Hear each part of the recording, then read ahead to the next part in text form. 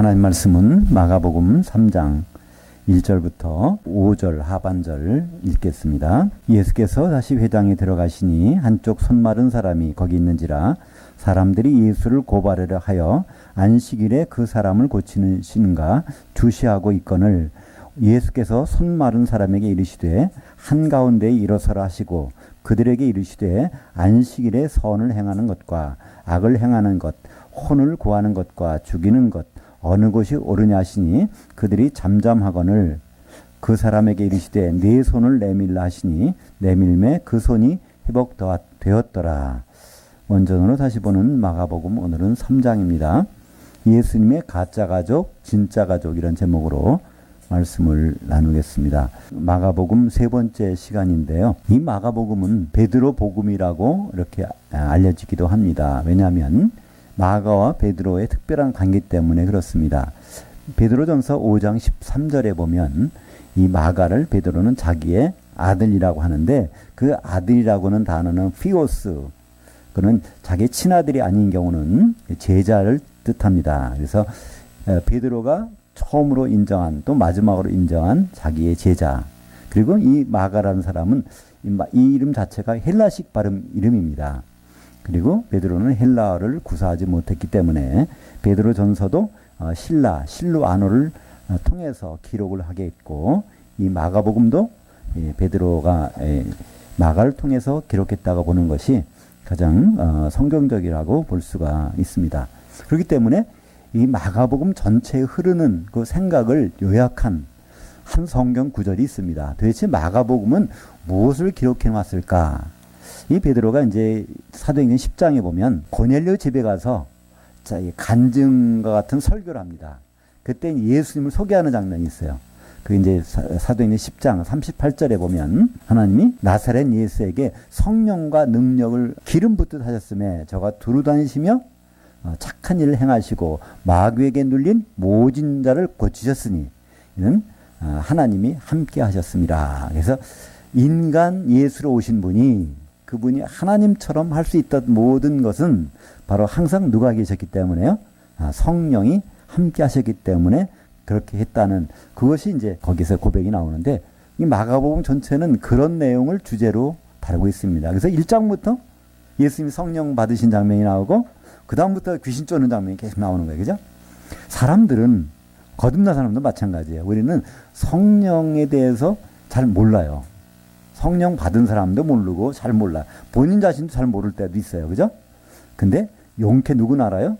귀신은 그냥 성령만 무서워서 도망간단 말이에요. 그것이 이제 마가복음 1장부터 마지막까지 그런 내용이 나오는데 그래서 귀신이 32번이나 나와요. 마가복음에 가면 얼마나 많이 나오는지 몰라요. 16강까지 있는데 그 중에서 한 반 정도만 해도 한 32번 나온단 말이죠. 그래서 그러니까 이 마가복음 읽으면서는 보통 다른 성경도 마찬가지지만 예수님이 다니시는 곳은 누가 다녀요? 성령이 함께 하시는 것을 그걸 염두에 두셔야 이 마가복음을 이해할 때 굉장히 쉽습니다. 요한복음 14장 17절 그 주석 맨 밑에 한번 같이 읽겠습니다. 그는 진리의 영이라 너희는 그를 아나니 그는 너희와 함께 거하시며 또 너희 가운데 계시겠습니다.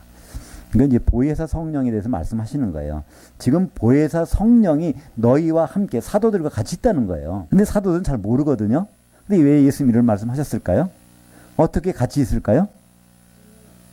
예수님이 가는 곳은 누가 있어요? 그러니까 성령이 계신데 바로 예수님은 누구들과 있냐면 사도들과 같이 다녔잖아요. 사도들이란 뜻은 예수님과 같이 다니는 사람, 분신이란 뜻이니까. 그죠? 그러니까 바로 너희에 함께 있는 분이 있어. 나만 있다고 생각하지 마라. 성령이 같이 있단 말. 그리고 이제 내가 가면 그걸 아예 통째로 너에게 보내줄게. 이제 이런 말씀 여기서. 그래서 함께라는 것은 예수님과 있기 때문에 같이 있는. 그래서 성령님은 함께 있다 그런 거고. 그 다음에는 바로 예수님이 없어도 아예 그분이 거기다가 놓고 가시니까. 그래서 이제 그 가운데 우리 개인 속에 집어넣는단 말이 아니라 우리가 그 속에 이제 성령이 계시겠다. 그래서 오늘 1절에도 예수께서 다시 회당에 들어가시니 거기에 손 마른 사람이 하나 있습니다. 이 손 말랐다는 얘기는 이게 꼬부라졌다는 원래 뜻인데요. 손이 그냥 꼬부라졌어요. 근데 왜 꼬부라졌을까요? 나중에 그 이유를 알 수 있어요. 그죠? 뒤에 고쳐주신 걸 받았어. 그럼 어떻게 고쳐주셨다고요? 그것이 이제 베드로는 사도행전 10장 38절에 보면 모에 눌린 자를 고쳐주셨어요. 그러니까 병든 자를 고쳐주셨는데 그거를 병든 현상을 그 사람이 손말로 이렇게 있지만 결국은 이것도 근원적으로 보면 물론 여기에 뭐 어떤 신경계통이 뭐 잘못됐고 뭐 세포가 여기서 의학적으로 판명이 될지 모르지만 바로 마귀에게 눌려서 그렇게 됐다고 보는 거예요. 그죠? 그러니까 그걸 고쳐주셨죠. 성령이 임하면서 고쳐줬다는 것이. 그래서 우리는 여기에 글씨는 안 써있지만 우리는 그렇게 읽을 수 있습니다. 한쪽 손 마른 사람, 왜? 마귀에게 눌려 한쪽 손 마른 사람. 물론 이건 성경에는 없는 말이에요. 제가 집어넣은 말입니다. 그러나 이거는 충분히 이렇게 생각하는 것이 너무나 당연합니다. 왜냐하면 이 사람들을 고쳐주셨는데 이 사람을 그것은 바로 마귀에 눌린 자를 고쳐주셨다고 베드로가 나중에 고넬료의 집에 가서 간증하는 사실을 보면 그죠? 고넬료 집에 가서 설교할 때 이 내용도 들어갔지 않겠습니까? 똑같이 예수님의 행적이니까. 근데 이 날이 특별히 또 무슨 날이에요? 안식일 날이에요. 그때 서기관들이 보고 여기서 이제 생략했지만은 왜 여기서 그러니까 그들이 지금 시험하고 있는 거예요. 야 오늘 안식일인데 뭐 어떻게 하나 보자 이제. 근데 지난번에 무슨 일이 있었죠? 중풍병자 그죠? 예, 중풍병자를 고쳐준 장면이 나오는데 그때 그냥 너 침상 가지고 가 얘기 안 하고 뭐라 그랬어요? 네 죄가 사해졌느니라. 예. 그러니까 죄 사하는 것은 하나님밖에 없는데 오늘도 또 그런 언사를 행할 것인가? 안식일날 책 잡으려고 기다리고 있는 상황에서 예수님 말씀하시죠. 안식일에 선을 행하는 것과 악을 행하는 것, 또 혼을 구하는 것과 그냥 내버려서 죽게 하는 것, 이게 어떤 것이 옳으냐 하시고 손을 내밀라 했더니 그 손이 회복되었더라. 여기서 우리는 뭘 볼 수 있는 마귀의 일이 이제 거기서 없어지는 일을 볼 수 있습니다. 마귀는 하나예요. 그죠? 단수입니다. 마귀는 누굴 시켜서 그걸 할까요? 악한 영들, 귀신들을 시켜서 그런 일을, 그를 사로잡아서 이렇게 있는데 귀신이 떠나가니까 사로잡힌 게 풀려버리니까 이제 손이 회복되는 상황으로 이렇게 되는 것이죠.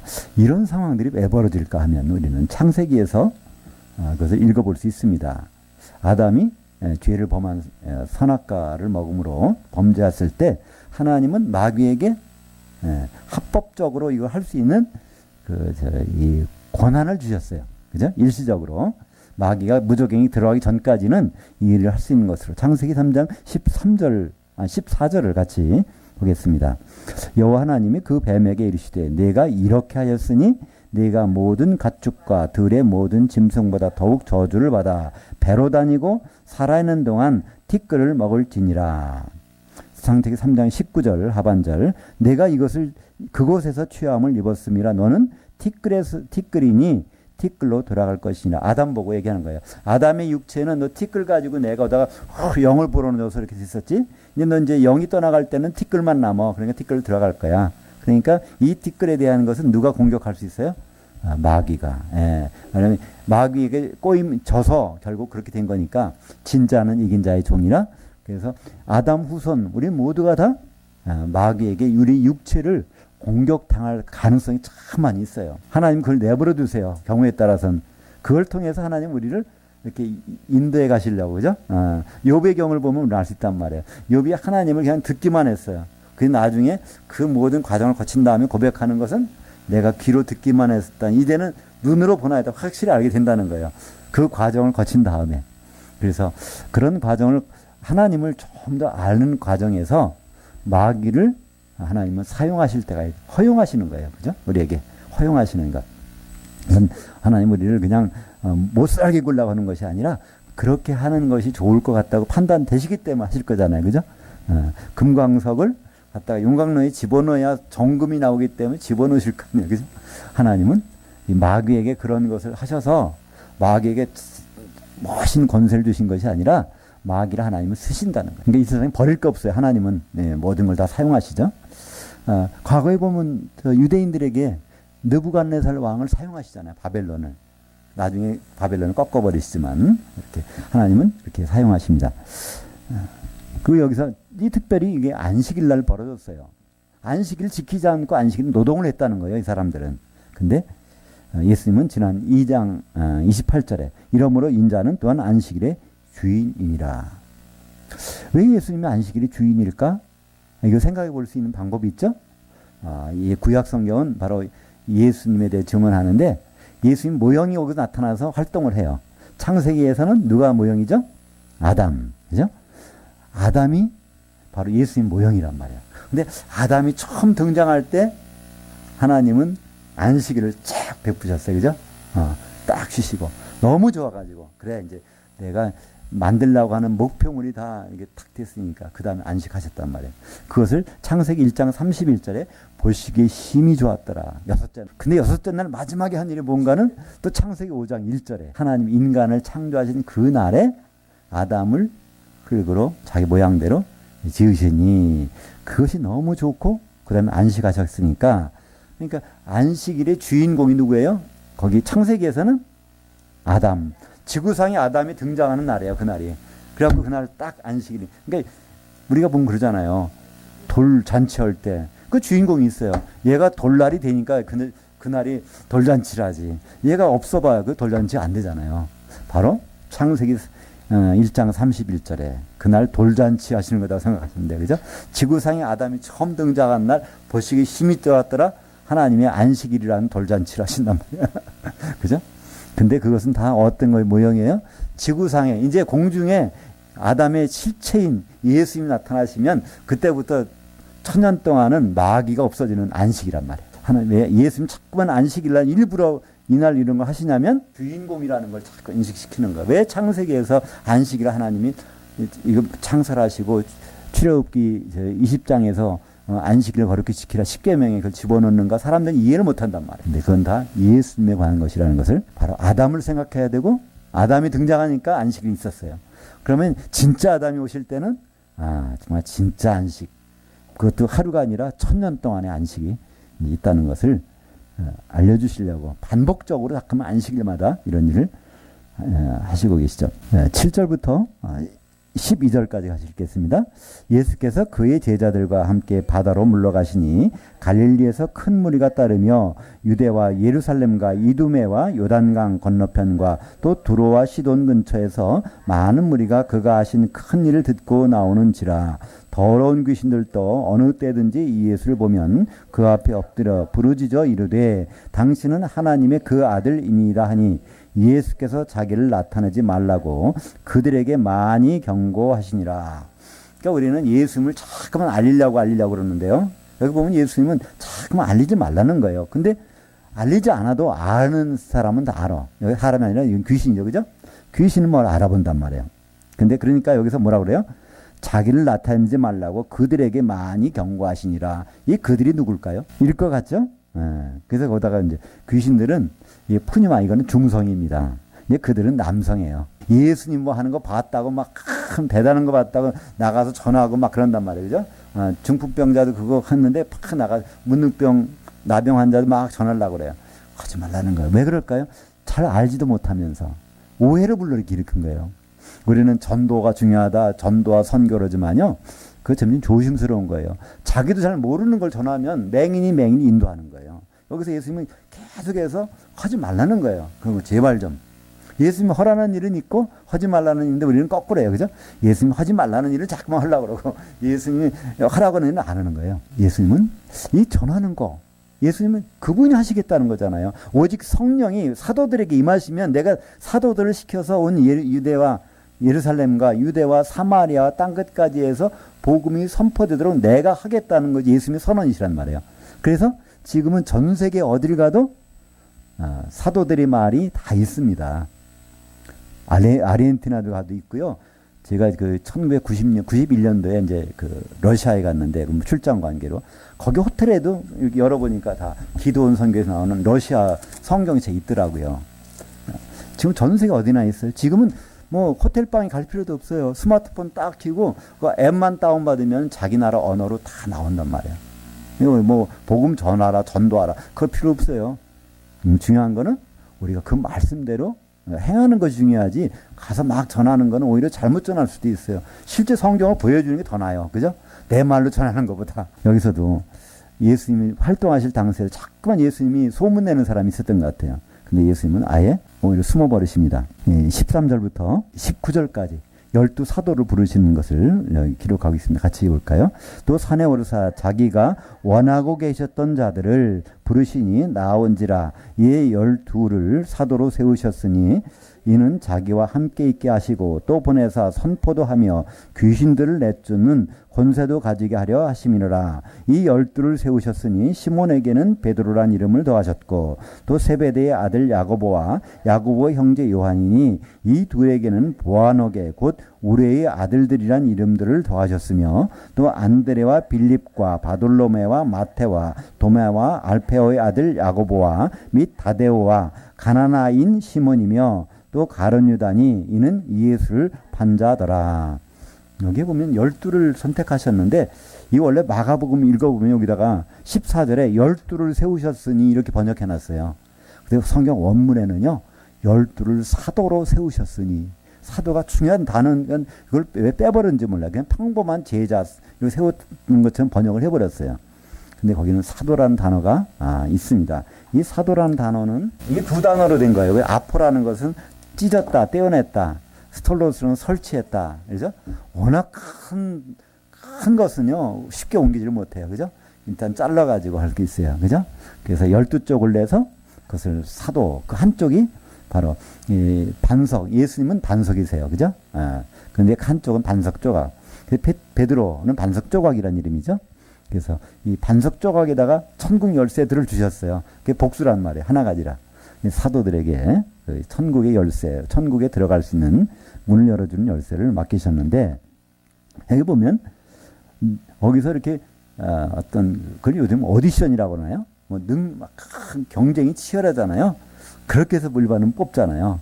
근데 성경 원문에 보면 거기에 자기가 원하고 계셨던 자들을 부르셨다는 거예요.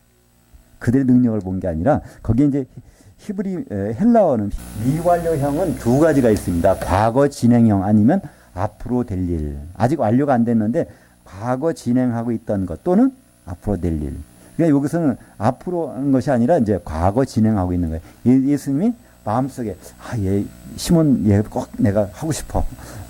빌립 이렇게 예수님이 선택한 사람들이라는 거예요.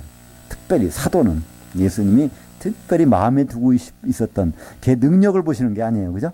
선택한 사람들. 그 중에 하나가 엉뚱한 게 뽑힌 게 있어요. 그게 누구죠? 여기서는 마띠아는 나중에 사도들이 뽑은 거. 예수님이 뽑았는데 뽑긴 뽑으셨는데 뒤에 가룟 유다 나와요. 그죠? 가룟 유다는 근데 예수님이 실수하셨을까요? 아니요. 예수님은 실수하시는 분이 아닙니다. 거기 보면 요한복음 17장 12절에 그것을 이제 우리 같이 보죠. 그 중에 하나도 멸망하지 않고 다만 멸망의 아들뿐이오니 이는 성경을 응하게 하려 하심이니라. 요한복음 17장은 겟세마나에서 기도하신 거예요. 십자가 지기 전날 밤에 밤새 땀방울이 핏방울이 되도록 그때 기도하신 내용 중에 사도들을 위한 기도 내용이 이거란 말이에요. 근데 이 나에게 주신 이 애들을 사도들을 내가 다 보존했는데 한 명만 딱 아닙니다. 이게 누구냐면 멸망의 아들이라는 거예요. 이건 멸망자의 아들. 이게 누구 멸망자가 누굴까요? 사탄의 아들. 여기 아들이란 뜻은 혈육이 그 피가 섞였다는 뜻이 아니죠. 그거의 제자라는 뜻이죠, 그죠? 그의 그 하수인. 그러니까 누구에게 가룟 유다에게 누가 들어가요? 사탄이 싹 들어가서 이제 예수님 팔르잖아요. 근데 이것은 뭐 때문에 성경을 응하게 해요. 예수님이 율법을 다 완성하러 오셨어요. 그래서 얘를 뽑아야 돼요. 가룟 유다를. 그 배반할 줄 모르고 안 뽑은 것이 아니라 그걸 알면서도 뽑으셨다는 거예요. 시편 41편 9절 볼까요? 내가 신뢰하여 내 떡을 나눠 먹던 나의 가까운 친구도 나를 대적하여 그의 발꿈치를 드러나이다. 이게 다윗의 시인데 다윗의 구약, 그 구약이잖아요. 그죠?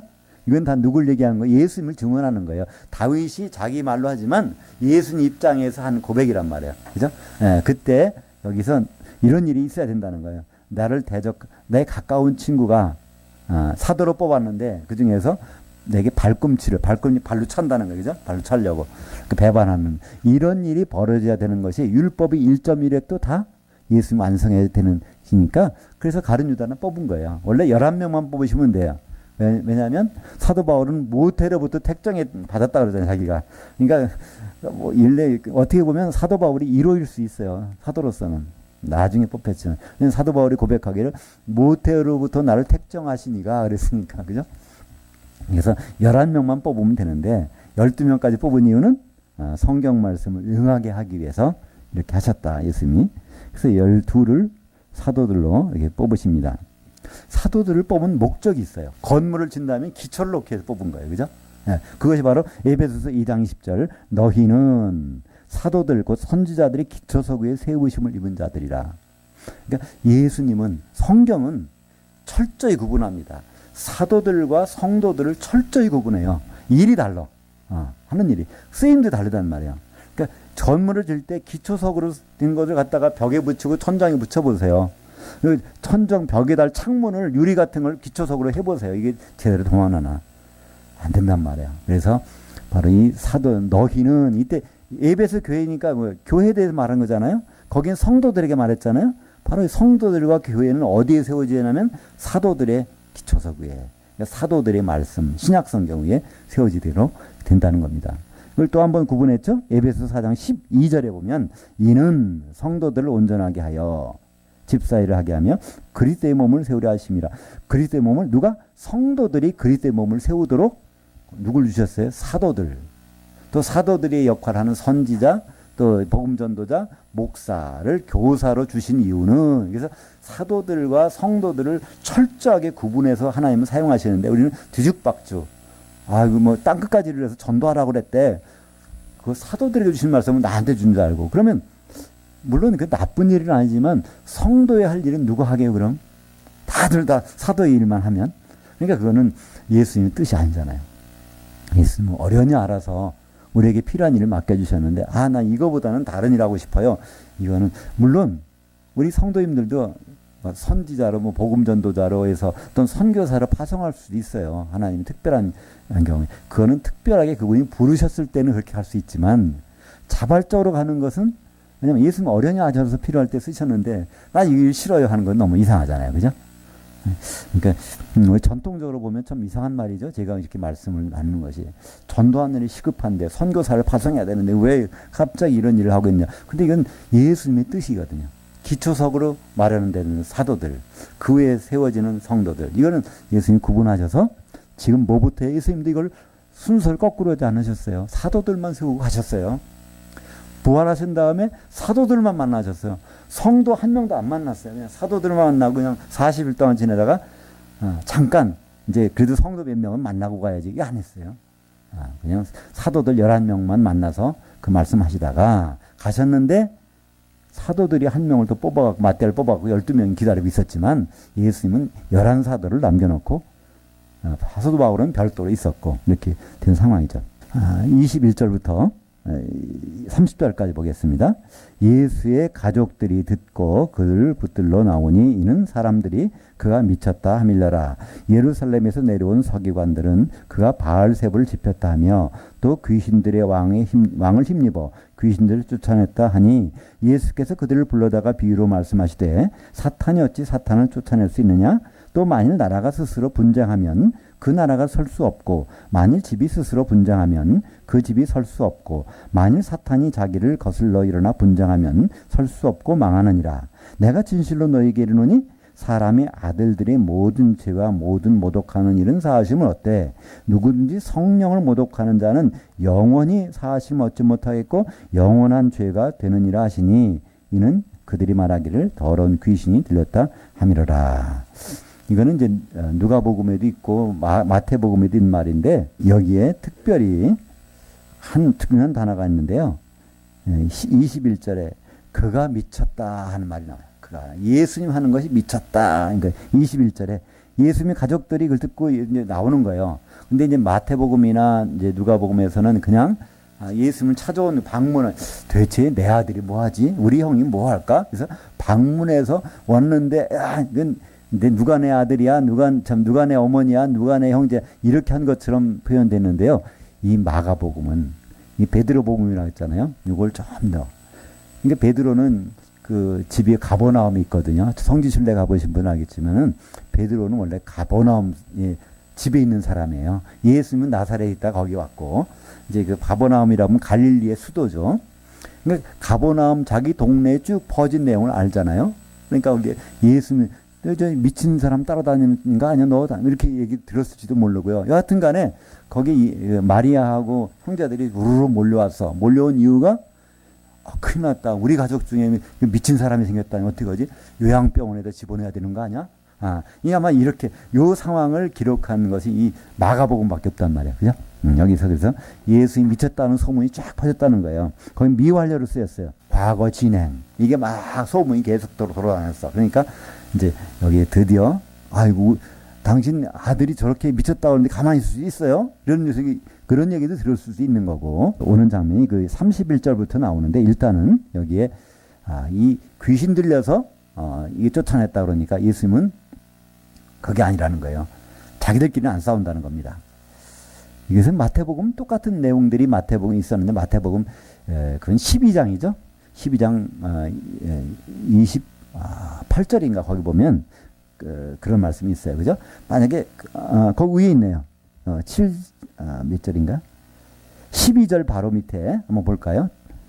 12장 마태복음 12장 28절 내가 하나님의 성령을 힘입어 귀신을 쫓아내는 것이면 하나님 나라가 이미 너에게 임하였느니라. 이게 똑같은 상황을 마태복음에서는 이렇게 설명해서 그때 이제 하나님 나라가 임재했다 이미 있다는 얘기를 바리새인들에게 지금 하는 얘기인데 그래서 예수님이 여기서 귀신들이 쫓겨나가는 일은 뭐 때문에요? 성령. 예수님이 다니시는 것 같지만 사실은 귀신들은 볼 때 바로 성령이 있다는 것을 다 알고 있단 말이죠. 그래서 성령을 모독하는 자는 이거는 용서가 안 된다는 겁니다. 여기서 영원이라는 단어는요. 한 시대란 뜻입니다. 원래 영원이라는 우리말은 끝이 없는 거잖아요. 그죠? 근데 성경에서 영원으로 번역한 것은 그러니까 끝이 없다는 얘기가 아니라 아이온 또는 아이오니아. 아이온은 이거는 시대, 이거는 시대의 형용사예요.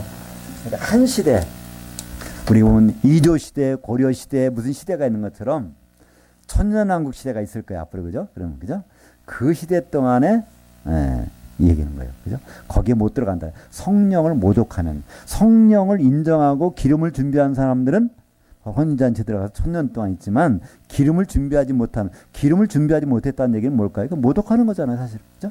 그러면 가는 곳이 뻔하죠. 1000년 동안 어디가 있어요? 불 섞인 유리바다 거기에 던져져서 있다는 사실을. 우리는 여기서 이 영원이라는 단어를 그냥 시대라고만 번역해도 쉽게 알 수 있는데 그걸 영원이라고 해서 이건 불못을 얘기하는 것이 아닙니다. 일단은 1000년 동안 거기 있다가 불바다 가운데서 다시 나오잖아요. 그 다음에 이제 백보자 심판 받고서 그 다음에 가는 것이 이제 불못. 생명책 이름이 없다면. 마태복음 25장 11절, 12절, 그리고 32절, 46절을 같이 읽겠습니다. 그 후에 남은 처녀들이 와서 이르되 주여 주여 우리에게 열어주소서. 대답하여 이르되 진실로 너에게 이르노니 내가 너희를 알지 못하노라 하였느니라. 목자가 염소들 중에 양들을 구분하는 것 같이 하여 그들은 한 시대의 벌에 의인들은 한 시대의 생에 들어가리라 하시니라. 그래서 마태복음 25장은 세 가지 비유가 나오죠. 신랑을 기다리는 열처녀, 그 5달란트의 비유, 그 다음에 염소들 가운데서 양을 골라내는 비유, 그래서 세 가지가 나오는데 이 세 가지는 다 그리스도의 심판대, 공중에서 벌어진 일입니다. 지상에서 벌어지는 일은 아니에요. 왜냐하면 예수님은 어디로 오시니까? 공중으로. 그리고 그리스도 안에서 죽은 사람들은 어디로 올라가니까? 공중으로. 그래서 이 땅에 내려와 가지고 이 세 가지 사건이 벌어지는 것이 아니라 공중에 올라간 사람들 중에서 이런 일이 벌어지게 되는데 거기서 기름을 준비하지 않은 것.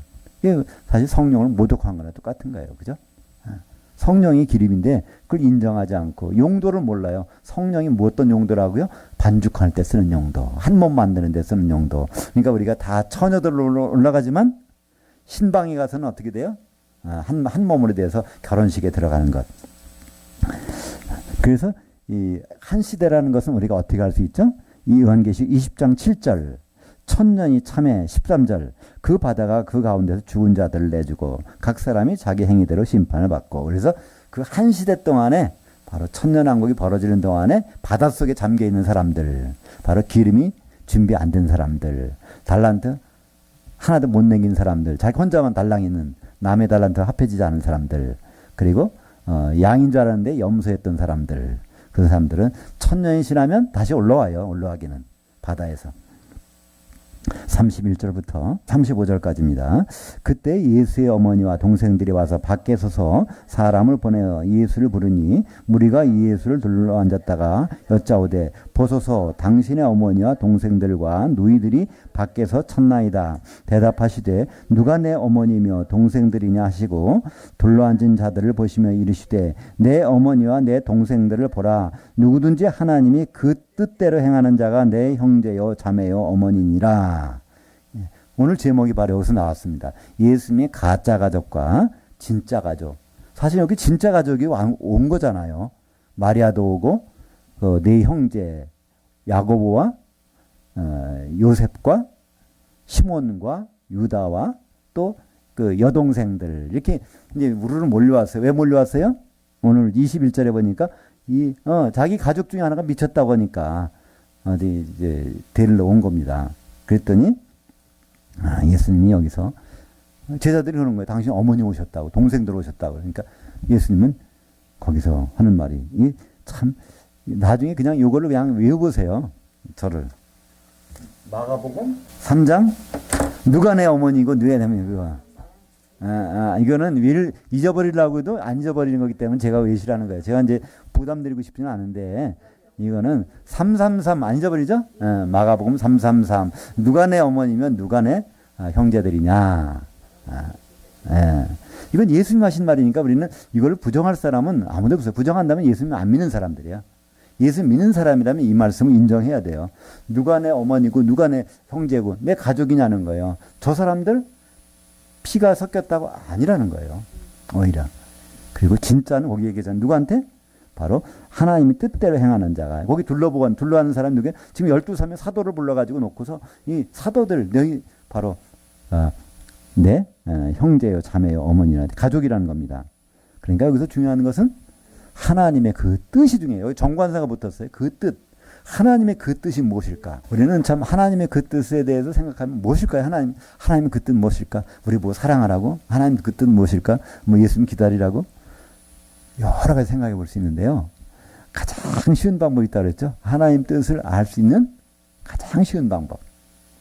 이것만 알면 돼요. 하나님은 그 뜻을 변치 않으셔. 그러면 그 뜻을 처음 세웠을 때로 가면 그 뜻이 바로 지금도 하나님의 그 뜻이란 말이에요. 그러면 이것만 찾으면 돼요. 그죠? 이제 쉽죠? 반은 찾았어요. 하나님이 창세 전에 세우신 뜻이 있단 말이에요. 그죠? 이 천지창조 전에 세우신 뜻이 있다면 그 뜻은 지금도 똑같단 말이에요. 그죠? 그러면 그게 바로 하나님 뜻이에요. 그 뜻이 어디 나오죠? 에베소서 1장 4절 5절이 나오는데요. 같이 읽겠습니다. 곧 창세전에 그리스도 안에서 우리를 택하사 우리로 사랑 안에서 그 앞에 거룩하고 흠이 없게 하시려고 그 하나님의 기쁘신 뜻대로 우리를 예정하사 예수 그리스도로 말미암아 자기의 아들들이 되게 하셨으니. 결론은 그리스도 안에서 그리스도로 말미암아 자기의 아들들. 그러니까 자기의 아들들이라는 것을 다른 말로 하면 예수님의 형제들. 그죠? 예수님은 자기 아들이고, 그러니까 예수님이 그 독생자니까, 그죠? 거기에 아들들. 그러니까 독생자가 어떻게 돼야, 독생자가 맏아들이 되면 바로 예수님의 아들들이 된단 말이에요. 그래서 그리스도로 말미암아라는, 그리스도 안에서란 말은 그분의 계획 가운데 의도. 그리스도로 말미암아라고 하는 건 말미암아 행동이 있어야 되는 거예요. 예수님이 십자가에 달려 죽으시고 부활하실 때 맏아들로 하실 때 말미암아 우리는 하나님의 자기의 아들들이 되게 됐다. 이것이 언제 세우신 뜻이에요? 창세 전에. 그러니까 그 뜻은 지금도 똑같아요. 예수님은 뜻을 변하지 않는 분이에요. 하나님은. 그러니까 그 뜻대로 우리가 나가고 있다면 그러면 결국은 성경 전체에서 또 한 번 반복되는 뜻이 있어요. 그죠? 창세기 2장 24절. 남자가 부모를 떠나 그 아내 앞에서 한 몸을 이루도록 하리라는 하나님의 뜻이 나와. 그러면 그 예수님을 결혼시키겠다는 거예요. 결혼시킬 신부를 마련하는 방법이 하나님이 자녀들을 한 몸 되게 해서 신부로 만들겠다는 뜻이잖아요. 그 뜻 가운데서 있는 사람들이, 그래서 형제된 사람들. 그러니까 이 형제들은 결국 뭐가 돼야 돼요? 그분의 신부가 돼야 되는 거예요. 그죠? 요것을, 그 뜻을 믿는 사람들만이 뭐가 되는 거예요? 하나님의 진짜 예수님의 형제, 가족. 예수님의 가족이라는 것은 그렇게 하는 사람이 가족이라는 거예요. 그러니까 교회에 다니는 사람이 다 가족이 아닙니다. 우리는 가족이라고 할 수 있어요. 그러나 예수님 보시기에는 가족이 아닐 수 있단 말이에요. 자기 낳아준 태를 가진 그 마리아도 내 가족이라고 아니라고 그러는데 우리가 무슨 근거로 할 수 있겠냔 말이에요. 근데 우리는 근거를 댈 수 있어요. 딱 마태복음 여기 보니까 3장 35절에 예수님이 이 말씀 하셨잖아요. 그러면 우리는 되는 거예요. 그죠? 우리는 이 말씀 갖고 가면 예수님이 여기에 대해서 이걸 승낙 안 하실 분이 아니에요. 예수님 당연히 그분이 스스로 하셨기 때문에. 그래서 요한복음 1장 14절 말씀이 육신이 돼서 우리 가운데 장막 치셨음에 우리가 보니까 하나님 독생자의 영광이요. 그래서 예수님이 처음에는 하나님은 아들이 하나밖에 없어요. 그죠? 근데 그분을 아들들을 만드시겠다니까요. 어떻게? 그분으로 말미암아. 그러니까 그분이 일단은 오셔야 돼요. 그래서 요한복음 1장 14절에 이때 말씀이라는 것은 사람들이 성경 말씀이라고, 성경이 글씨라고 하는 글씨가 아니에요. 말씀이란 단어는 로고스. 이건 로고스라는 것은 논리입니다. 하나님의 논리, 하나님의 의도라는 거예요. 하나님의 머릿속에 있는 의도가 실체화되어서 인간 모습으로 오셨다는 거예요. 그 로고스는 하나님의 논리입니다. 그래서 히브리서 2장 11절과 12절 읽습니다. 히브리서 1장 6절. 또 그가 마다들을 이끌어 세상에 다시 들어오게 하실 때, 재림, 초림은 독생자로 오시는데 재림 때는 어떻게 오세요? 마다들로. 그러니까 성경에서 부인할 수 없는 말씀이 있어요. 근데 어떤 분들은 그래요. 마다들이라는 얘기가 성경에 나와요? 그러면 이렇게 나오잖아요. 그죠? 성경에 나와요. 마다들 있고 세상에 다시 올 재림 때는 마다들로 오신다는 것. 또 초림 때는 독생자로 오셨다는 것. 성경에 너무 분명하게 나와요. 여기만 나오는 것이 아니라 성경은 5번씩 나와요. 독생자 5번, 마다들 5번. 근데 우리말 번역은 마다들이라는 번역이 그냥 2번밖에 안 나와요. 로마서 8장 29절에 마다들. 그죠? 그리고 히브리서 1장 6절에 마다들. 또 마다들이라고 하는 단어 프로토토코스라는 단어는 어디 나와요? 골로새서 1장 15절 18절 요한계시록 1장 5절 거기에 보면 이 마다들, 그러니까 요한계시록의 핵심적인 내용은 예수님 마다들이시다. 그러니까 우리가 하나님 합법적인 자녀들이다. 그리고 시작하는 거예요. 요한계시록이. 요한복음은 그분이 독생자로 오셨다. 이거는 독생자까지도 아끼지 않고서 죽으실 정도로 우리를 사랑하셨다는, 그러니까 하나님의 사랑을 표현하는 것이 요한복음이라면 요한계시록은 그분의 은혜예요. 우리의 공로는 하나도 없지만 바로 맏아들 되셨기 때문에 우리를 그 은혜로 바로 자녀 삼으시는 것이 요한계시록을 주신 의도 중에 중요한 말씀이죠. 그래서 히브리서 2장 11절 12절은 이걸 자세히 설명합니다. 예수님의 형제들은 결국 교회라는 거예요. 교회는 바로 그리스도의 신부고 결혼할 상자라는 것을 한번 11절 12절입니다. 히브리서 2장 거룩하게 하시는 이와 거룩하게 함을 입은 자들이 다 한 근원에서 난지라. 그러므로 형제들이라 부르시기를 부끄러워하지 아니하시고 이르시되 내가 주의 이름을 내 형제들에게 선포하고 내가 주를 교회 한가운데서 찬송하리라 하셨으며. 그래서 거룩하게 하시는 이, 우리는 예수님 때문에 거룩하게 된 거예요. 어떻게? 그분이 죽었다가 맏아들 되셔서 이제 우리가 바로 그분이 이제 거룩하게 입은 자들. 그래서 그분으로 인해서 우리는 하나님 자녀가 되게 되는 성도들. 그래서 형제들이라고 부르신단 말이에요. 근데 그거를 다른 말로는 교회라고. 교회 한가운데서 찬송하시겠다. 이 말씀이 어디 이루어져요? 요한계시록 1장 13절. 7촛대 한가운데서 탁 서 계신, 거기서 찬송하시는 예수님을 발견하게 됩니다. 마태복음 5장 22절. 그러니까 형제들, 예수님의 가족이 왜 중요하냐면, 또 우리가 생각하는 이 가족과 예수님이 생각하시는 그 가족이 왜 구분이 중요하냐면 이것을 우리가 여기서 볼 수 있습니다. 마태복음 5장 22절. 나는 너에게 이르노니 형제에게 노하는 자마다 심판을 받게 되고 형제를 대하여 라가라 하는 자는 공회에 잡혀가게 되고 미련한 놈이라 하는 자는 불지옥에 들어가게 되리라. 그러므로 이 예물을 제자 안에 들여다가다 거기서 네 형제에게 원망들을 만한 일이 있는 것이 생각나거든 형제와 화목하고 그 후에 와서 이 예물을 드리라. 그래서 형제의 관계를 너무나 중요하게, 형제 관계에서 실패하면 어디 가요? 지옥. 그게 지옥 가는 거예요. 예수 안 믿어서 지옥 가는 것이 성경에 없습니다. 그런 말은 절대로 없어요. 그러나 형제 관계에서 실패하면 지옥에 들어가는 것. 그래서 예배도 마찬가지로 그러라는 거예요. 형제와 관계가 잘못되면 예배 드릴 필요도 없다는 거예요. 실패한 자니까. 그러면 그 화목하면 예물 드리라는 거예요. 화목하면 예배 시간에 그 안 나올 리가 없잖아요. 같이 오겠죠. 그죠? 당연히. 근데 과연 형제가 누군가? 그걸 골로새서에서는 다시 한번 얘기합니다. 골로새 1장 2절. 골로새에 있는 성도들, 이게 성도 누구냐면 그리스도 안에서 신실한 형제들에게 편지하노니, 예수 그리스도 안에 있는, 몸을 이루고 있는 그 형제가 뭐라고요? 성도라는 거예요. 하나님 보시기에 성도는 바로 예수 그리스도의 몸을, 교회를 이루고 있는, 그것도 진짜 교회를 이루고 있는 그것을 바로 그 형제를, 신실한 형제라는 걸 믿는 형제라는 뜻입니다. 그래서 믿는 형제. 근데 신자가 그리스도 안에 있지 않다면 그건 성도가 아닙니다. 그냥 신자죠. 그래서 이 베드로후서, 베드로가 마지막에 유언을 남긴 베드로후서에 보면 그 편지의 수신자가 형제들이에요. 거기에 흩어진 나그네로 시작하지만 갑바도기아, 본도 다 흩어져서 쭉 있는 그 모든 사람들, 베드로전서부터 시작하고 후서에 그렇게 나오지만 결국은 다 형제라는 거. 왜 형제일까요? 예수님이 맏아들 되셨으니까. 그러니까 예수님을 우리가 인정한다면 우리는 그런 애도 형제인 거예요. 그죠? 나하고 관계가 좋아서 형제가 아니라 바로 예수님 맏아들 되셨기 때문에 예수님이 부끄럽지 않게 형제라고 여기셨는데 우리 형제라고 안 하면 그것이 우리가 잘못인 거죠.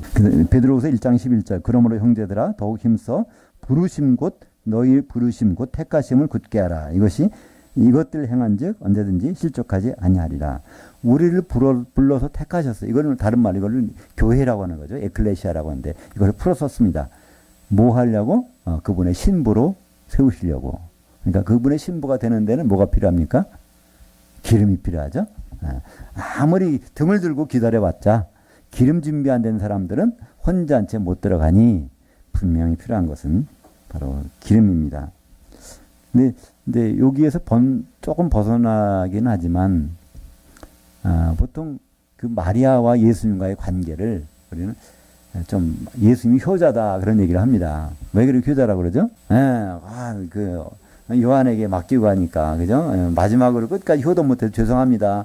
이제 아들 노릇 할 때니까 좀 그렇게 아쉬워. 그래서 요한이 데려가서 모시더라. 그러니까 되게 효자다 그러는데요. 그때 호칭이 문제가 됩니다. 여자야. 그래서 사람들은 그래요. 여자여. 이 말은 귀부인에 쓰는 존칭이라는 거예요. 존칭. 존댓말이라는 거예요. 그러니까 사실 그렇게 돼요. 어느 정도 보면은 지금 프랑스에서는요. 귀부인은 뭐라고 불러요? 마담 불러요. 그죠? 마담. 이게 뭐 여기서 나오는 것은 귀나이. 그러니까 여자를 귀네 그러는데 귀네. 이거 호칭으로 부를 때는 귀나이 하면 부르는 거예요. 여자여. 귀나이. 그러니까 예수님이 마리아 보고 귀나여 이렇게 했다는 거예요. 두 번 했어요. 어디 가나 혼인잔치에서 여자에 나와 무슨 당신 지금 생각하는 건 내가 이것만 만들어주면 하나님의 아들이라고 할 것 같지만 소용없다는 거예요. 사람들 안 믿는다는 거예요. 그럼 내가 생각한 건 나는 내 때가 이르지 않았다는 것은요. 그 때라는 것은 그 시간입니다. 십자가에 달릴 시간이 아직 안 됐다는 거예요. 나는 십자가에 달려서 바로 죽어서 맏아들 돼야 되는데 당신은 그 이해 못한다는 거예요. 그래서 상관이 없다는 얘기는 공통점이 없다는 얘기입니다. 당신 생각. 그렇지만 나는 이걸 그냥 해주겠다는 거야. 참 불쌍하다. 당신 여자요. 내 어머니가 아직 아니 가족이 아니라는 거예요. 그래서 여자라는 겁니다.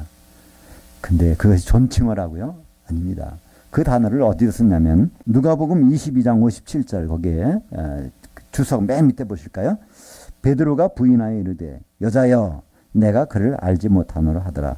그러니까 이제 예수님이 붙잡혀가지고 제사장 집으로 끌려가잖아요. 베드로가 겁이 나가지고 뒤따라 이렇게 가는 거예요. 쫄래쫄래 갔다가 거기서 그 집 종이 나타나서 당신도 이 사람과 한패 아니요? 여자야. 뭐라고 했어요? 내가 그를 알지 못해. 그런 거예요. 아니 계집종한테 쓰는 말이란 말이에요. 이거 어떡하지? 그러니까 이거는 존칭어가 아니에요. 그냥 부르는 여자라고 부르는 말이지, 그죠? 예, 예. 이 귀나이라는 것은요 존칭어가 절대로 아닙니다.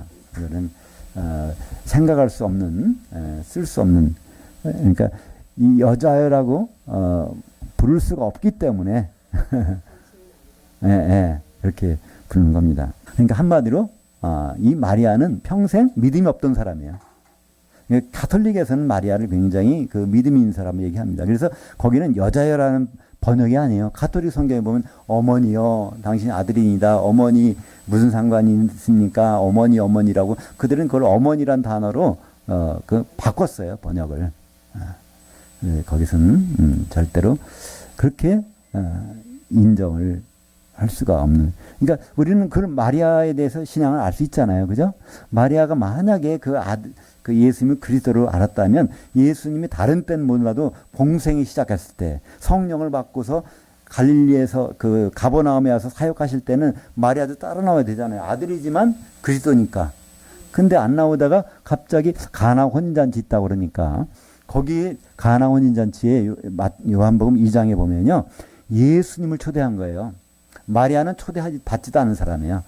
근데 그 소식을 듣고 나사렛에 있다가 쫄래쫄래 어디 와요? 가나집 와서 그걸 보는 거야. 야, 내가 정말 이때를 기다린, 이때 한번 하나님 아들 흉내 좀 내보라는 거야. 나 오해 좀 풀어달라는 거야. 내가 지금 나쁜 짓 해가지고 애 낳은 게 아니라는 거를.